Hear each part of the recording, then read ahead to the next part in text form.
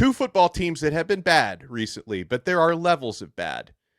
There is Miami bad, and then there is starting a walk-on freshman lacrosse player at quarterback bad.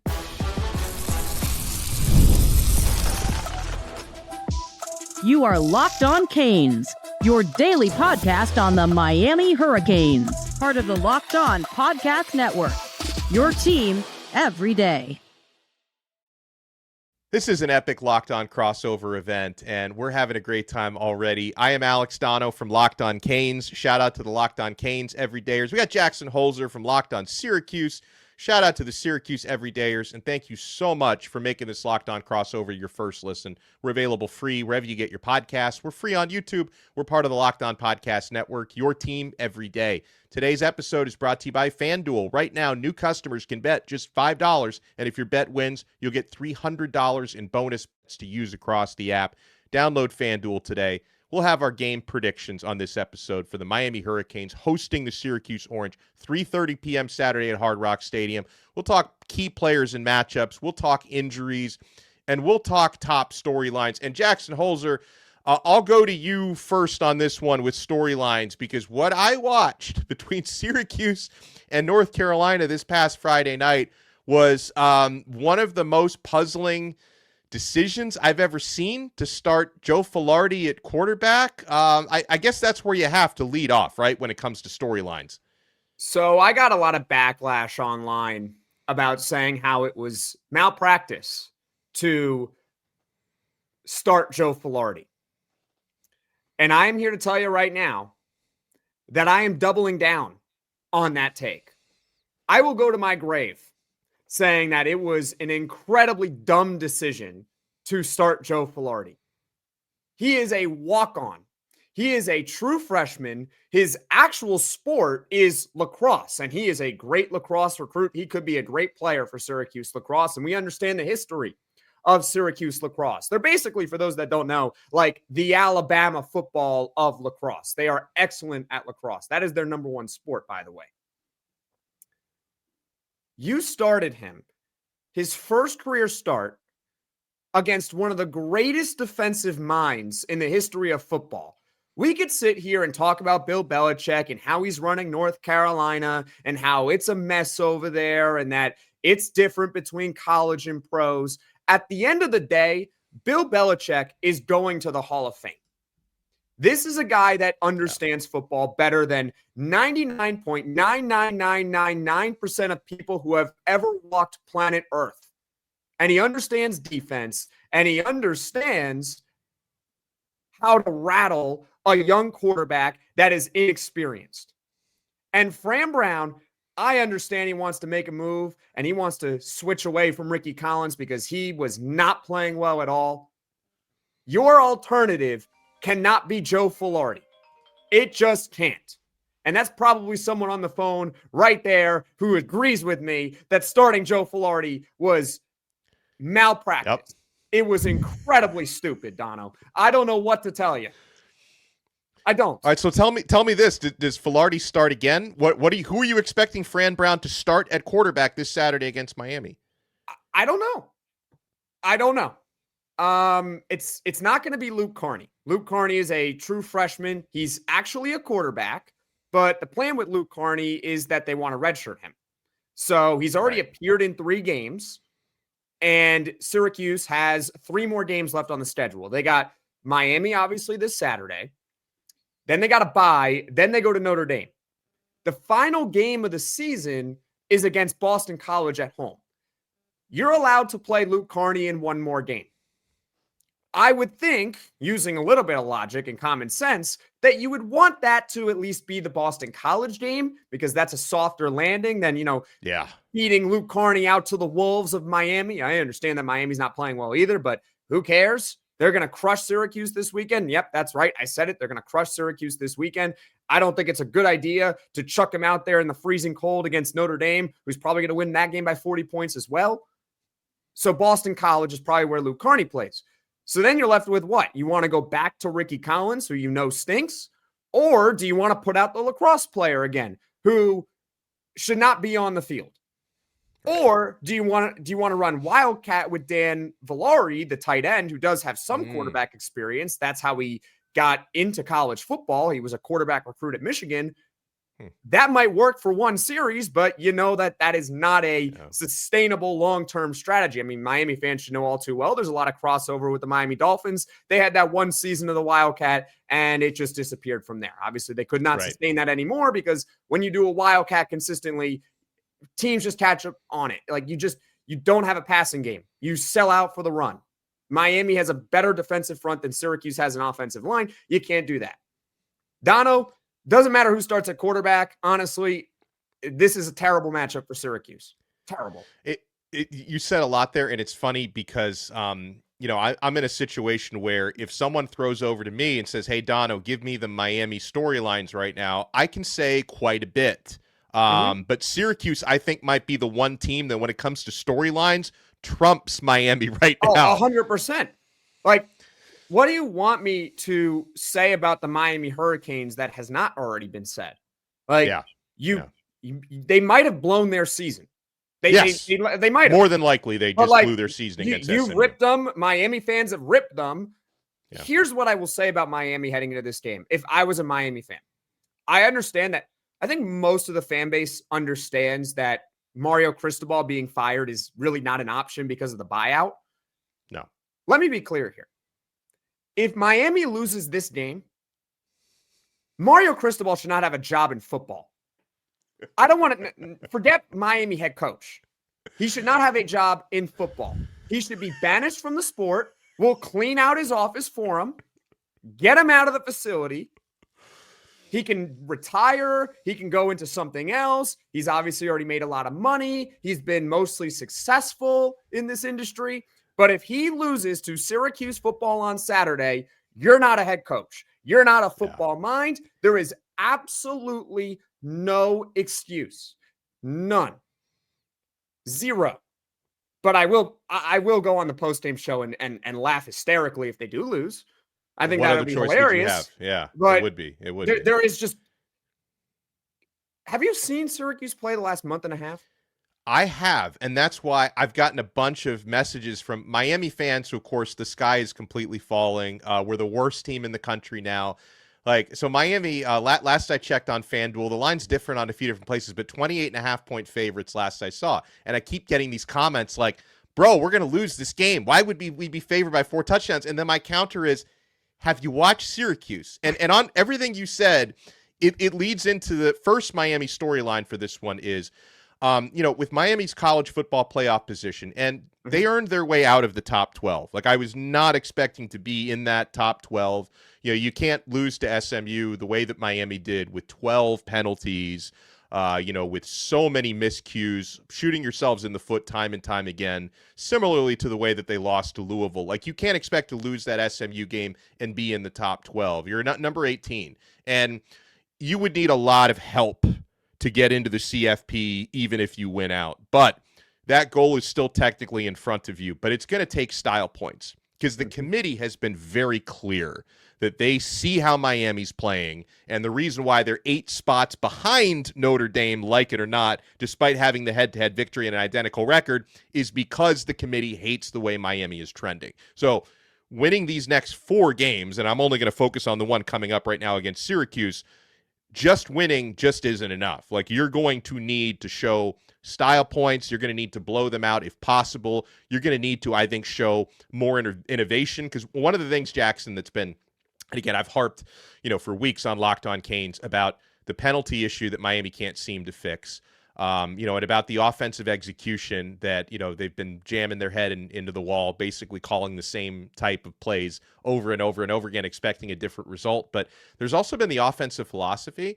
Miami has continued to play with a style of clock control and trying to shorten games, which, when you are by far the more talented team than your opponent, which I think was the case against SMU. Louisville's probably more talented than SMU, but Miami had the talent edge in these games. But when you play every drive in every quarter as if you've got a 7-point lead with 4 minutes to go in the fourth quarter and you're trying to bleed the clock and shorten the game, you're decreasing your possessions, you're taking the ball out of the hands of your playmakers, and you're giving a less talented team an opportunity to stay in the game with fewer possessions, shortening the game, and giving the other team a chance at an upset. So I think we need to see a spark in the philosophy this week from Miami. That's the big thing for me. And I know, like, from a Syracuse side, I know you're not that interested in talking about injuries with what's going on. There are some compelling possible injuries on the Miami side, okay? And again, Miami should still win this game with ease, no matter, who is out. It sounds like Mark Fletcher, Miami's starting running back, I would characterize him as doubtful. We'll see where he is when the injury report comes up. Cristobal indicated it's not a long-term thing, but he probably won't play this week. So expect Marty Brown and Jordan Lyle. Miami does have depth in their running back field, so expect them to have to step up. CJ Daniels at wide receiver is going to be out again and out for a couple of weeks, according to Cristobal. So JoJo Trader, expect him to start as he did against SMU. Miami's going to be without cornerback OJ Frederic. Expect a lot of Damari Brown in place of him. And Ahmad Moten at defensive tackle is questionable. If he doesn't play, expect a lot of Justin Scott. So, Miami does have capable players in depth to fill these roles. But, yeah, they're coming into this game injured in certain spots. And for Syracuse, the reason why talking about the injury report is kind of irrelevant is because they don't have anyone who can complete a forward pass. If you don't have anyone that can complete a forward pass, then, what are we talking about? This offensive lineman's out, that guy's out, they're losing these games. Donno, they're not just losing right now. They're getting thoroughly crushed. And they're not even necessarily getting dominated by, elite teams. They are losing by multiple possessions to North Carolina, who up until that game had not scored 20 points against a power conference opponent. So there are no excuses for Miami.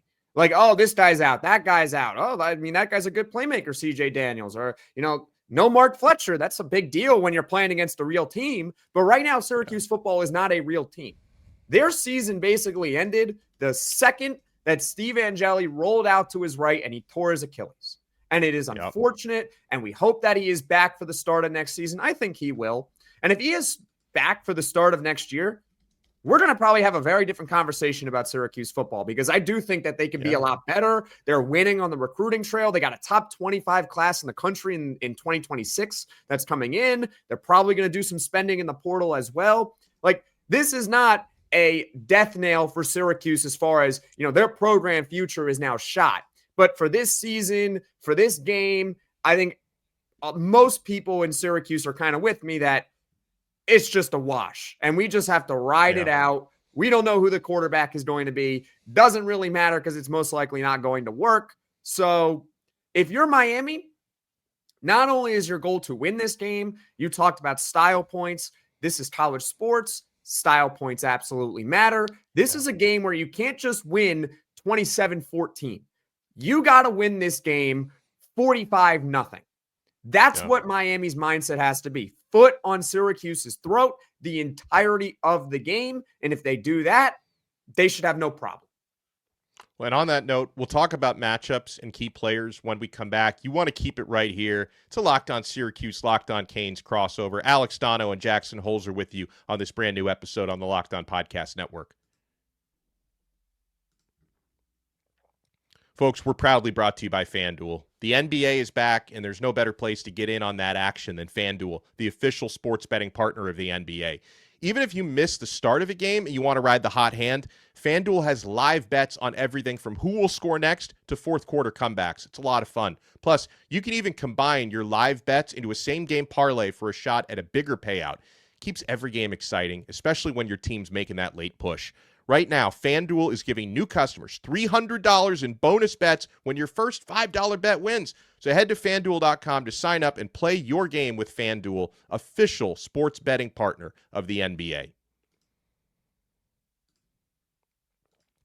Thank you so much for making this Locked On crossover your first listen. For your next listen, check out our other shows. If you're a Locked On Syracuse everydayer, check out Locked On Canes. Obviously, on both shows, we're talking about this game coming up. If you're a Locked On Canes everydayer, please check out Jackson Holzer on Locked On Syracuse. And we have a great time anytime we can collaborate. All right, Jackson, key players at this one. If Syracuse is going to, try to be competitive or pull off the miracle, who has to step up? Whoever starts at quarterback, let's go there. I mean, Look, Syracuse does have talent on the outside. That's the thing that drives me nuts, is that when Steve Angeli went down, I was like, okay, well, I saw this offense function with Kyle McCord. Then they completely changed the personnel from last year because a lot of guys graduated. And for the first 4 games, the offense was humming. Totally fine. Yeah. It was one of the big stories in college football again. It was here comes Syracuse and Fran Brown. They had a lot of turnover. They're a young team, but they get JONTE Cook. DARYL GILL is going to emerge. You have Justice Ross Simmons, all of that stuff. There's guys on the outside. Dan Villari, he's an emerging tight end in his last season in college football. Here we go. You have a new running back, Yassine Willis. All is fine and dandy. So when Steve Angeli goes down, and the backup is Ricky Collins, who has actually a pretty good pedigree prior to this. He was at LSU. Sure. He's a 4-star guy. He's entering his 3rd year in college. I was of the belief that, hey, Ricky Collins has all the tools to succeed. He's got an offensive coordinator that NFL teams were looking at last year in Jeff Nixon. So he's good. He was also up for maybe the Temple head coaching job. So that this guy's a pretty good offensive mind. If you're looking at NFL jobs, if you're looking at, teams in college football that are maybe looking to elevate you to a head coach position, you have a good offensive coordinator. You have good weapons. You have an emerging running back in Yassine Willis. Will Nixon can also catch passes out of the backfield as well. You got your security blanket in Dan Villari at tight end. Offensive line isn't great, but get rid of the ball in time and you'll be fine, because that's what we have seen from Angeli and McCord. That's what Kyle McCord did. And getting rid of the ball in time is also the only way to negate Miami's pass rush too. Correct. And that was what hurt Miami significantly last year in this matchup, because Miami was great on the defensive line. They really were. But there was a specific play in the 3rd quarter, it was beginning the 2nd half, where Kyle McCord gets rid of a deep ball within 2 seconds. And it was like Randy Moss, a.k.a. Trevor Pena, out there making a great catch for like 50 yards. But if you actually watch the film on that, every single Syracuse lineman is completely pushed on their back. Wow. But you get rid of the ball in time, all of a sudden you negate any sort of pressure. So that was the deal with Ricky Collins, but he can't complete a pass. And then the backup can't complete a pass. So let's start there. Your quarterback needs to be able to complete a forward pass in order for you to have any sort of chance of pulling off a miracle, because you do have weapons on the outside that can beat people. We have seen it. Different personnel. We have seen this offense function. We know it works. We know JONTE Cook is good. Like, we understand this stuff. DARYL GILL is good. We get it. Defensively, I think Syracuse has maybe had, if you tally up all the quarters this season, maybe 8 good quarters defensively the entire year. They have a couple of standout players. I mean, Demetrius Samuel is a true freshman corner. He's 17 years old, but he's terrific. They have a linebacker in the middle, Antoine Delorier. He's really good. He's a true freshman. He could be a building block for the future, but Miami, they should have their way. They really should. I look top to bottom at these matchups. Syracuse is having a hard time against anyone at really stopping the run. I mean, they made North Carolina look like they had Amari and Hampton, Michael Carter, and all those guys back there. Javonte Williams too. They might as well have all of them back there. So if you're Miami, I mean, you should win 99% of the matchups on the field. Right. Yeah, and it's why where I start before I get to the actual on the field matchups. Where Miami's offenses really struggle because they have capabilities of being better than they scored 20 points in their loss to SMU, only scored 21 points in their loss to Louisville.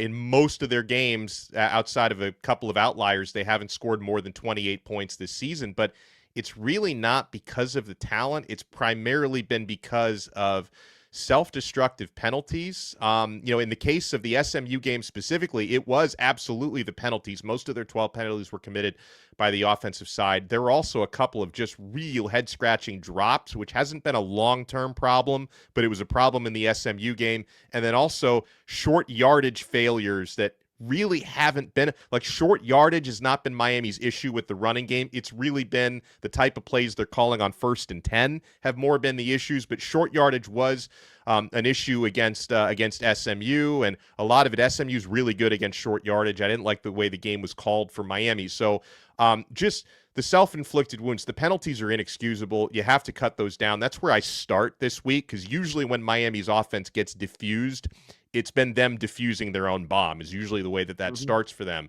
So that has to be a factor. I mean, you talk about Syracuse's running defense, which I think is 123rd nationally in yards allowed this year.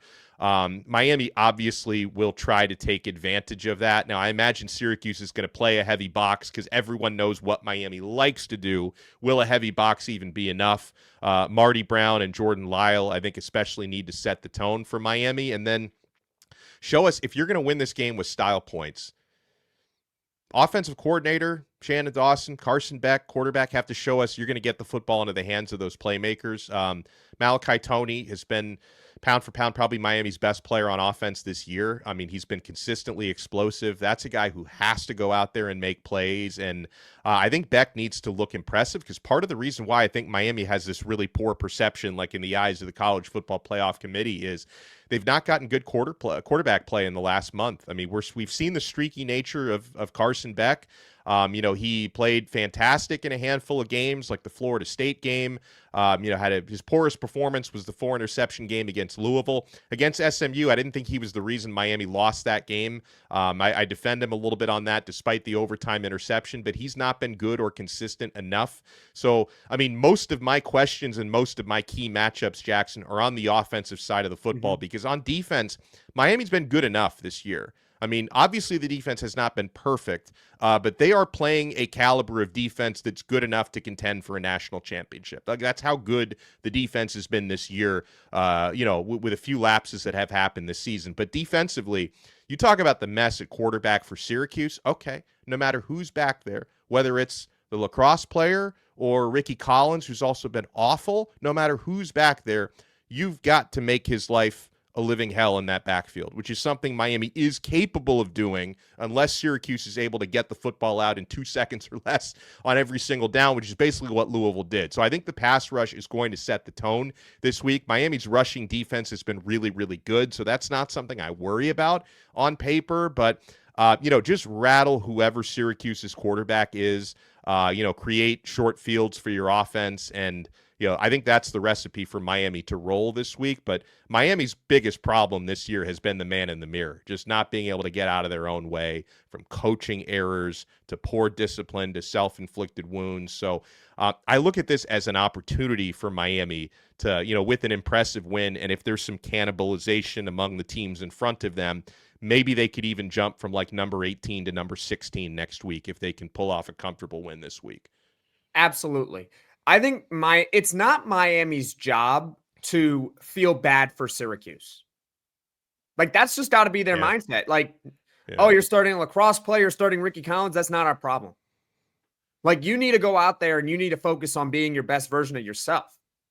Because if you do that, I'm speaking as if like I'm in with Miami, but I'm not. But if Miami were to do that, focus on yourself and focus on the team and how they can play up to their potential.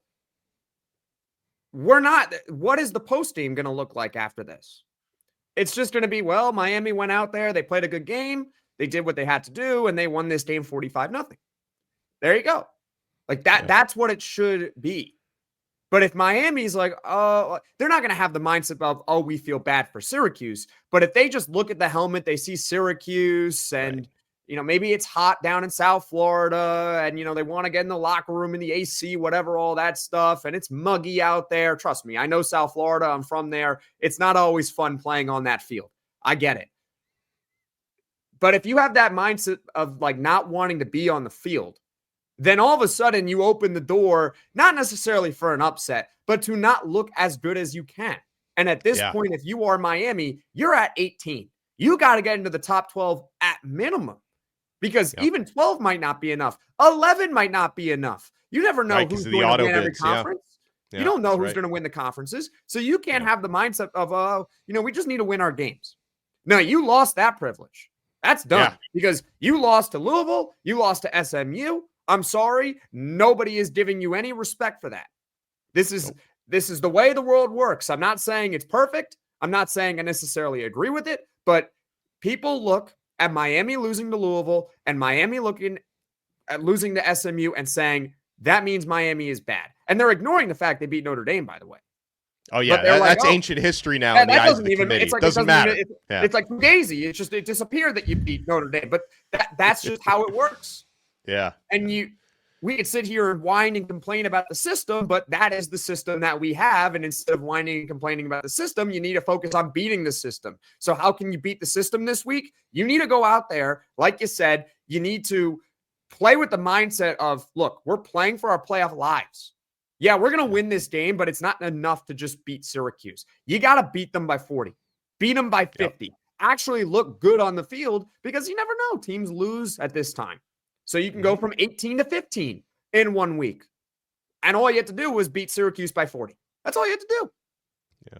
Well, Miami favored by 28.5 on FanDuel. We'll give you our predictions when we come back. It's a Locked On Syracuse, Locked On Canes crossover right here on the Locked On Podcast Network. Don't go anywhere.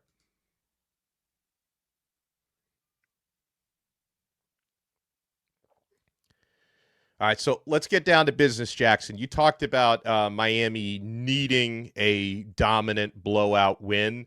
I'll give you my prediction first. Again, and like I know I'm going to see it in my comments from Miami fans. It's like, no, we're probably going to lose this game. Again, like Syracuse has been, since the Steve Angeli injury, it's been a dumpster fire, okay? Now, I don't necessarily think Miami is going to win this game by as many points as I would like them to, unless they really do show an approach where they don't start running out the clock from the first quarter. So I'm going to say they're going to hit enough explosive plays, and I have faith in the defense stepping up and maybe coming close to pitching a shutout because of what Syracuse offense has been. I'm going to go on record with a 41-3. I'll go 42-3 because probably I don't think Miami will try any field goals. I think they'll touchdowns only. I'm going to go 42-3. Miami wins. So 39-point margin of victory, covering of the spread. And I guess if that would be enough for the committee, we could only find out next week. But I'm going to go 42-3.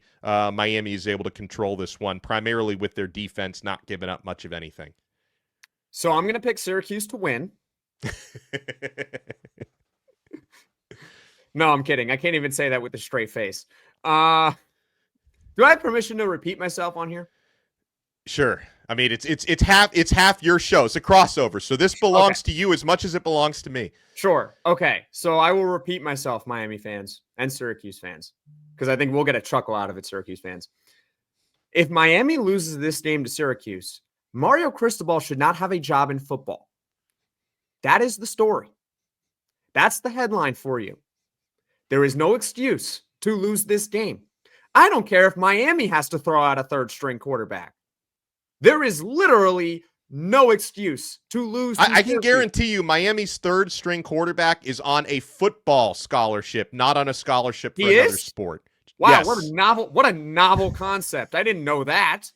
You're telling me that kid didn't walk on and play lacrosse? I mean, a prediction? Sure. You want me to throw out a score? I will. Miami wins 38-0. Okay. I'm going to go shutout. 38-0. I don't think Syracuse is going to score. I think the only way that Syracuse can score is if they get a turnover. Yes, and it just happens to be in Miami territory because Syracuse on special teams has been relatively good. Their field goal kicking has been relatively good. They're good at punting the football as well. So they can kind of play a field position game. I mean, that's analysis for you all, ladies and gentlemen, for this one. They're pretty good on special teams. And be careful if Syracuse decides to try, I don't know, something gimmicky on special teams, whether it's a fake punt, whether it's a surprise onside kick. Miami definitely has to be wary of that because if you're Syracuse, you have nothing to lose. You really don't. I mean, you're going out here and there is not a single person who is thinking in their right mind that Syracuse is going to win this game. Okay? Nobody actually thinks they're going to win. And with that mindset, you can kind of go out there and do whatever you want. So if you're Miami, you got to be careful of the razzle dazzle, the fake punt, the surprise onside kick, the fake field goal that could come about. You never know. But it should be an easy win for Miami. There should be really no discussion at the end of it. It should just be all right, move on to the next game if you're Miami. Syracuse, enjoy your bye week. You're going to need it because you're playing Notre Dame the following week, and you're going to get a lot of bumps and bruises ahead of that one too. So 38-0 Miami. Okay, so 38-0 is Jackson Holzer's prediction. I'm going 42-3 Miami, and we will find out. And I'm sure I'll be messaging Jackson during the game. I begrudgingly wished him congratulations last year. After last year is not this year, though. I don't think. No, it has. Like, people could talk about the revenge factor, Donno. I don't even think it really applies here because it's just like this is not a fair fight. I mean, if Syracuse had Steve Angeli and they were 7-2 at this point, we could sit here and talk about, this could be a revenge game for Miami for what happened last year, and the same coaching staff and some of the same personnel for Syracuse, although it's a little bit different. Right. Not the case. This is not a revenge. I mean, maybe Miami should take it that way. Maybe they should actually. Yeah. Maybe that could help them. But the way I'm looking at it, this is not a fair fight. This is like you're having a rematch in boxing, except the guy you're having a rematch with no longer has an arm. Like, is that a rematch? Is that fair? What? Oh man, you cracked me up. Oh my gosh. Me and Isaac from Locked On Tar Heels, we did this same crossover episode a week ago, and we were straight up laughing for 30 minutes because we didn't know what to talk about for 30 minutes. So they're breaking down. Yeah, between UNC and Syracuse, that was a tough one. And I thought Syracuse, I was not thinking clearly because I thought Syracuse would win. Little did I know they were going to start a lacrosse player at quarterback. That's the what thing. What do you want me to tell you? Let's talk about the Florida Panthers and how they got crushed last night in Anaheim. I'd rather do that right now. I know our guy Armando, host of Locked On Florida Panthers, will be interested. Shout out to Mondo, man. He does a great job. I guess we'll end it at that note. Go Panthers. Go Panthers. They're injured. We'll talk. I love it. Oh, man. So this has been an awesome crossover event. Make sure you guys follow Jackson at JacksonH_52 and at LO_Syracuse on X. You can follow me at Locked On Canes and at Alex Donno. And check out Locked On Syracuse and Locked On Canes. We'll talk to you next time right here on the Locked On Podcast Network. Your team every day.